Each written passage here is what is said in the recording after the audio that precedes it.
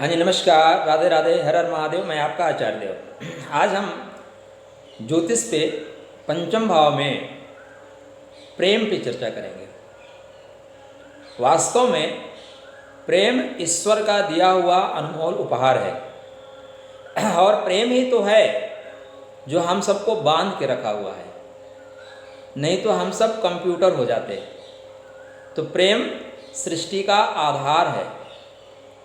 प्रेम से सुंदर कुछ भी नहीं है, इसलिए ईश्वर के बाद प्रेम का नाम आता है।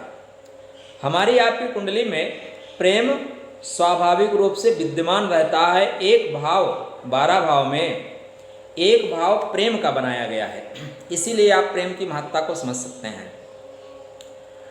लेकिन परेशानी क्या आती है कि प्रेम गली अति साकरी तामे दो न समाये। प्रेम क्या होता है? आधिपत्य चाहता है, एकाधिकार चाहता है, इसलिए परेशानी आ रही है। तो दाम्पत्य और प्रेम, प्रेम और दाम्पत्य, प्रेम और विवाह, यहाँ पे प्रेम शब्द का जो प्रयोग किया जा रहा है वो विपरीत लिंगी के प्रति किया जा रहा है।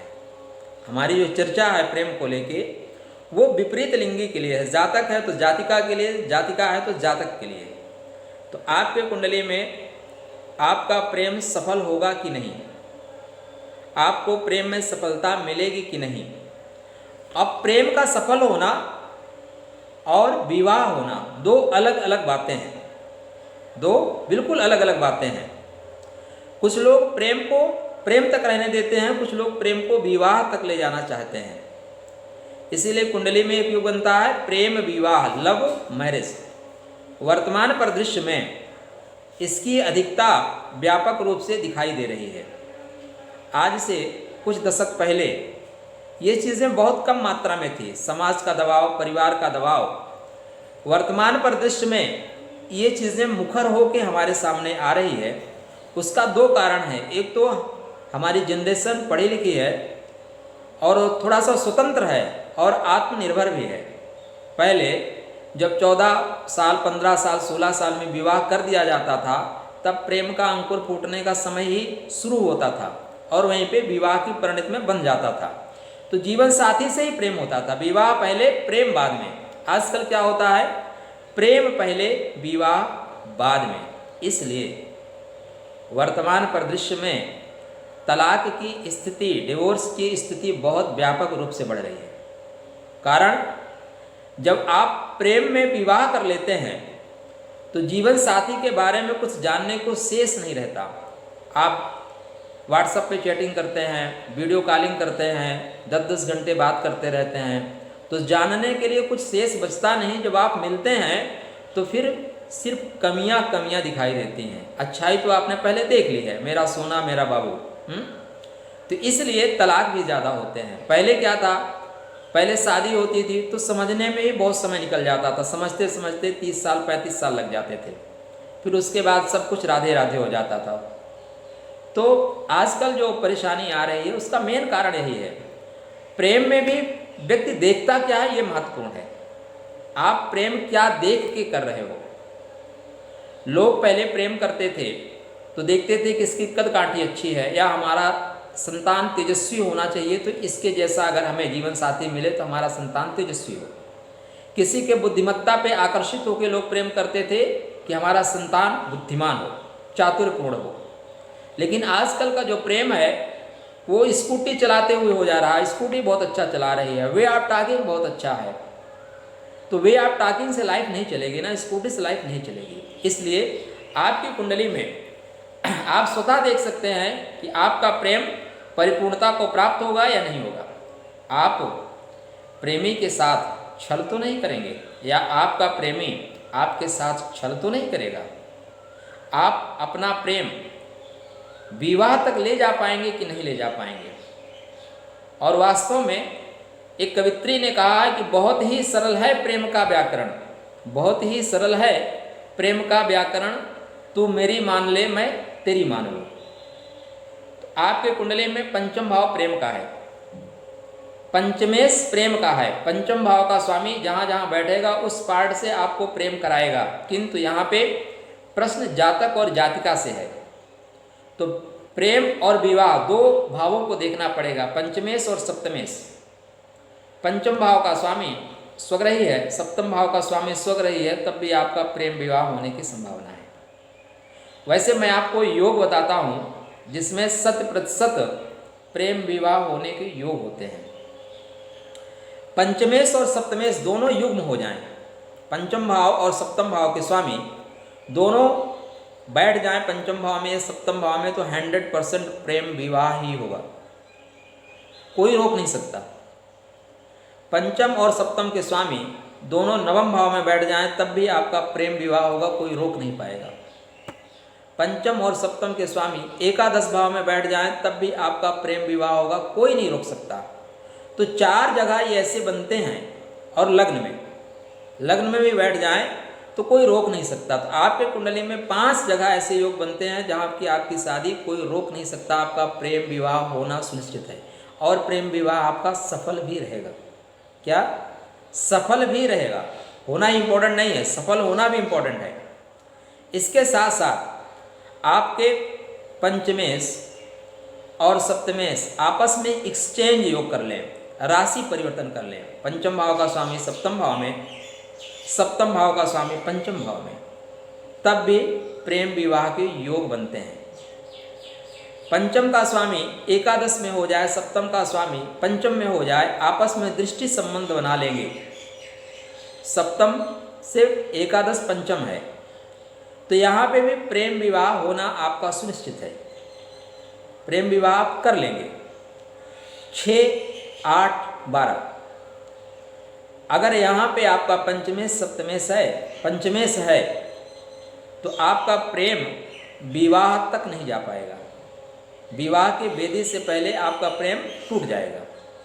इसके साथ साथ आपका पंचमेश अपने से द्वादश अर्थात चतुर्थ भाव में है, तो पारिवारिक दबाव के कारण मान मर्यादा के संरक्षण के लिए आपको अपने प्रेम से विमुख होना पड़ता है, प्रेम को छोड़ना पड़ता है। आपकी कुंडली में इसके साथ साथ प्रेम का जो स्वाभाविक कारक है शुक्र और चंद्रमा मन का कारक है, मन और शुक्र, साथ में पंचमेश, साथ में लग्नेश, इन 4 चीज़ों को आपको देखना पड़ेगा। मान लीजिए पंचमेश सप्तमेश बहुत ठीक है, लग्नेश जो है और चतुर्थेश कमजोर है, आपका मन तो रहेगा कि आप प्रेम भी करते हैं और आप विवाह भी करना चाहते हैं, लेकिन आप बगावत नहीं कर सकते। क्या? बगावत नहीं कर सकते। बगावत करने के लिए शरीर में ताकत चाहिए, मन में दृढ़ता चाहिए, मन में विश्वास चाहिए कि नहीं जो होगा हम समाज से टकरा लेंगे। अगर आपका चतुर्थेश मजबूत है और लग्नेश मजबूत है तो दुनिया की कोई शक्ति आपको प्रेम विवाह करने से नहीं रोक सकती। आजकल प्रेम विवाह में एक और चीज़ें देखी गई हैं, ये तो मैं बता रहा हूँ कि यहाँ पे 100% होगा, लेकिन इसके अलावा भी आपके पंचमेश सप्तमेश दोनों कहीं भी युति में हों तो आजकल लोग प्रेम विवाह कर लेते हैं। इन 5 जगहों पे प्रेम विवाह जातक कर लेगा और उसका प्रेम विवाह बढ़िया चलेगा भी। क्या? चलेगा भी। लेकिन और जगह 6, 8, 12 में भी लगने और पंचमेश और सप्तमेश साथ साथ बैठे हैं तो जातक प्रेम विवाह कर लेगा। द्वितीय में बैठा है, दशम में बैठा है या तृतीय भाव में बैठा है, तब भी जातक प्रेम विवाह कर लेगा। अब चले या ना चले, कर लेगा। तो यहाँ पे जातक या जातिका के अंदर जब भी इस तरह की स्थिति उत्पन्न हो उसके मंगल को देखना बहुत महत्वपूर्ण है। अगर आपके घर वाले आपका सपोर्ट नहीं कर रहे हैं, ऐसी स्थिति बन रही है कुंडली में कि आपके पारिवारिक सदस्य नहीं मानेंगे, तब आप कुंडली देखें कि जातक जातिका प्रेम विवाह कर सकते हैं कि नहीं। उसमें मंगल की भूमिका बहुत महत्वपूर्ण होगी। क्यों? मंगल वायलेंट ग्रह है, आक्रामक है, अपनी बात मनवा देता है। ऐसे जातक या जातिका अपने प्रेम के लिए परिवार से बगावत कर देते हैं, नहीं सुनना है किसी की, हमारा प्रेम ही हमारे लिए ईश्वर है, और वो लोग बगावत कर देते हैं। इसलिए आप कुंडली में अपने जब भी या किसी व्यक्ति की कुंडली में देख रहे हो तो मंगल की पोजीशन देखना बहुत इंपॉर्टेंट है कि बगावत व्यक्ति सामाजिक स्थिति को देखते हुए अपने परिवार से बगावत कर सकता है कि नहीं। क्योंकि प्रेम को आपके परिवार वाले स्वीकार कर लें यह सहज नहीं है।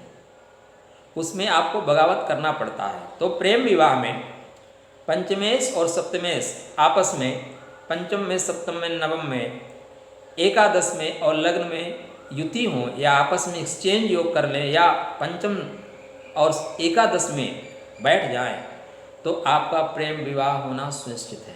आपको कोई रोक नहीं सकता और आपका प्रेम विवाह चलेगा। प्रेम विवाह पे या पंचम भाव पे जब भी आपके पापक ग्रह आ जाए, पाप प्रभाव में आ जाए, तब आपका प्रेम कुछ दूर चल के संकट की स्थिति में आ जाएगा। क्या? संकट की स्थिति में आ जाएगा। एक कुंडली में और योग बनता है शुक्र मंगल का योग। शुक्र मंगल के योग बनने से जातक के पंचमेश और सप्तमेश की युति हो या ना हो, कोई पंचम अगर पंचम भाव में ही बैठा है और आपकी कुंडली में शुक्र मंगल आपके सप्तम में, आपके लग्न में, आपके चतुर्थ में, आपके एकादश में, आपके दसम में, आपके नवम भाव में बैठे हैं, तब भी जातक प्रेम विवाह कर लेगा। वो प्रेम विवाह करता ही करता है। वर्तमान परिदृश्य में एक चीज़ का ख्याल रखिएगा, आजकल प्रेम विवाह का चलन बहुत तेज़ी से चल रहा है। आज से 3-4 दशक पहले प्रेम विवाह शब्द कम था, आज बहुतायत मात्रा में है और हो सकता है आने वाले समय में इसका परसेंटेज बहुत ज़्यादा बढ़ जाए। तो प्रेम विवाह करने के जो योग बनते हैं कुंडली में, वो इन्हीं योगों की वजह से बनते हैं। आपका चतुर्थेश आपका मन का कारक है। लग्नेश आपके शरीर की दृढ़ता को, आपको समाज में जो आई हुई अवरोध है उनको दूर कर पाएंगे कि नहीं दूर कर पाएंगे, इसका प्रतिनिधित्व करता है। तो लग्नेश, चतुर्थेश, पंचमेश, सप्तमेश और शुक्र, इनका बहुत महत्वपूर्ण योग होता है प्रेम विवाह में।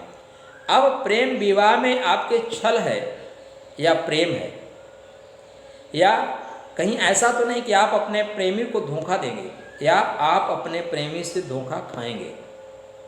कहीं ऐसा तो नहीं कि आपके अपने बच्चे लव जिहाद में फंस जाएं।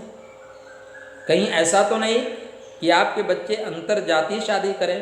अंतरजातीय शादी में कोई दिक्कत नहीं है, और विजातीय धर्म से, विजातीय जाति के साथ विजातीय धर्म से कर लें, जिनको हम, जिन धर्मों को हम स्वीकार नहीं कर पाते, उन धर्मों में कर लें तो क्या होगा। तो इसकी चर्चा हम अगले वीडियो में करेंगे कि आपके बच्चे आपके धर्म में ही शादी करेंगे, आपकी जाति में ही शादी करेंगे, आपके जात में, आपकी जात से ऊपर शादी करेंगे, नीचे करेंगे, और कहीं वो लव जिहाद में तो नहीं फंस जाएंगे। इसकी चर्चा नेक्स्ट वीडियो में करते हैं। तब तक आपके लिए राधे राधे।